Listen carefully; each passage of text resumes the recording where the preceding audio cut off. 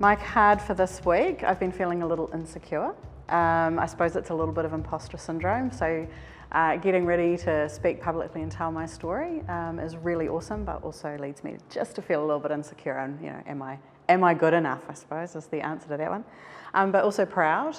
So in the last week, I've had lots of opportunities for people to have come and told me how awesome the programs we've run at work have been and how much they love it, and just to connect with people and feel really proud about the work I've done. So my name's Mel Howell. I have a very varied and weird background that has meandered me to where I am today, so I don't neatly fit in a box, which is what a recruiter told me today. Currently I'm looking at people and transformation, so predominantly customer experience and culture. With Burgerfuel is where I'm contracting at the moment, but also some project management. I have the blessing of a beautiful friend of mine called Nat, and she went to one of Jeremy's masterclasses, and she knew I would love it. So she introduced me to it, and I have been cruising along the path of all of this since then. I always think of myself as quite a disorganised person, but I keep getting told that I am an organised person, so a little bit of a disparity between my self-awareness. But I organise my day usually by trying to figure out what my top 3 goals are for the day. Usually it's one work goal, maybe one well-being type goal, and one maybe personal development goal would be the 3 I tend to work on. So whatever's important, and then I try and make sure I'm doing at least one of the key tasks for those each day. So if I was picking times of the day, I would be most productive probably in the middle of the day. I'm not really a morning person, and I tend to like to do, I'm a night person, but not necessarily work. But I'm actually most productive when I'm with other people and I'm interacting and collaborating. So when I have something that I really need to get done and I need to focus on it, usually I'll either lock myself away somewhere so I can't be distracted, headphones on, and a focus music playlist off YouTube tends to work wonders for me, and it just keeps me in the zone. Yeah, otherwise a to-do list will keep me focused over a day. Yeah, I love to relax with my kids, which is opposite of what some people would say. But beach, I love the beach. Walking on the beach, just the sound of the water is really relaxing for me. Where do I like to work? I like being in the office, actually. I don't mind working from home and getting some stuff done, but I really like to be in the office with people I enjoy being around that I can collaborate with. Extroverted. Favourite technology? I'm going to say probably all up, wrap it up into my phone, if I can be so bold, because it's kind of got everything there. Everything you need is in there. But if I'm going to be really specific, I absolutely love the ASB app and how I can text a payment to somebody else, but I don't know if that counts. I don't really use anything else. This has certainly been one of the first and best tools that I've been using. So what I saw in the ECD was that it was really people-oriented. So it sort of targets the parts of people that we don't hear and, well, we don't talk about it a lot, so emotions. How we feel and what impact that has. The most powerful part of the ECD in my experience is the genuinely deep conversations that people will have and how quick people are to open up and share things that I would never otherwise have seen shared. Some really personal stuff comes out.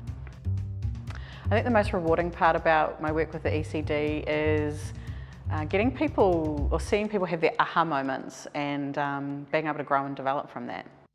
We ran over 30 workshops last year, and at least one person every workshop would come up afterwards and be like, oh, I had this moment, and it was, and they'd talk to you about it. It's impressive. I have worked with probably 3 key organisations. I did a very long time with BP, so 16 years with BP.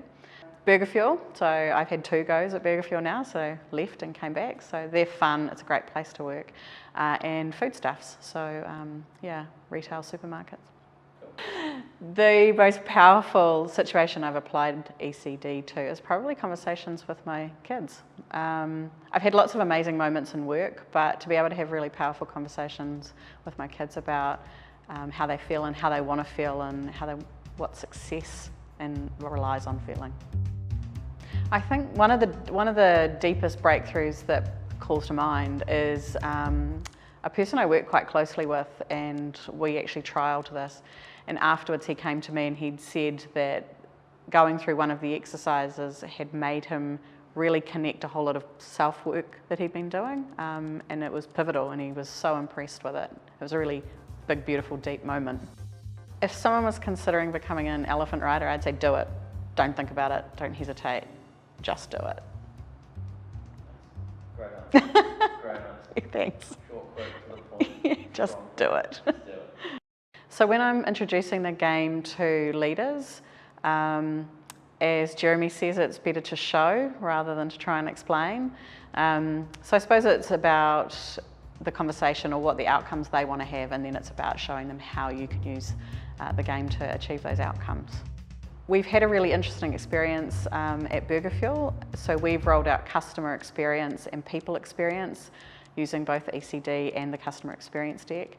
And we've been able to actually physically measure success through things like customer reviews, but also anecdotally through people talking about how amazing it is, how it's changed the culture, and even customers telling us how they can see the culture has changed in stores they go to regularly. My favourite card in the emotional culture deck would be appreciation or appreciated, because I haven't come across anyone yet who doesn't want to feel appreciated in some way, shape or form. So if I could add a card to the deck, it might be passionate. I just feel like life's good with some passion in there, and work, play, everything. So I think that would be awesome. So Burgerfuel brought me in to create a customer service program. And I have done some work with them previously on that. So I suppose I came into the business with a level of understanding their business, but also them understanding me. So that's kind of cool. And it became really apparent to me very quickly that I didn't want to talk about the 7 steps of customer service or any of those very traditional corporate things. It doesn't fit the brand or the culture. So it was about finding a way to do something that was really authentic for our stores and our people and our culture. And I happened to have one of those synchronous moments where the ECD came along as I was formulating what I thought I might like to do. So it became very apparent very quickly that this was going to be an amazing game and tool for us to use to get the outcomes we wanted. So looking back on the course, 3 things that stood out to me. One, that even as an extrovert, I'm capable of doing an online course and getting just as much meaning and information out of it as a face-to-face.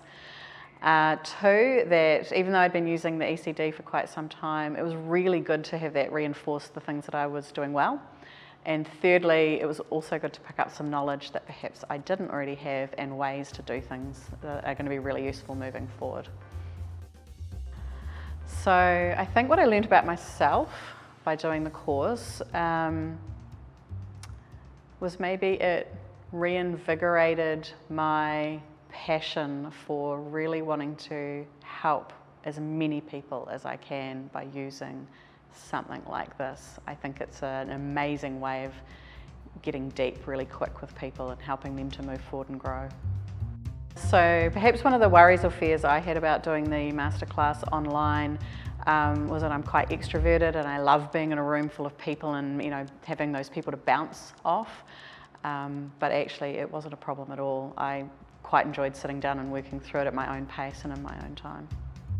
So the experience of doing the masterclass online was actually really rewarding. It was good the way it was broken up into sections, so I could kind of set aside some time and know that I would complete each section at a certain time, and I could build that into my day-to-day life and get it done. Also with a bit of an end date at the end of it, just to make sure I pushed through and got it finished. So I think other leaders should sign up for the ECD online masterclass for probably 2 reasons. One is the value you get for yourself, just learning about yourself and the things that you can do and you're capable of. But 2, different ways that you could take this into your organisation or into your work and help other people grow and develop as a leader. That's a big part of what we're supposed to do.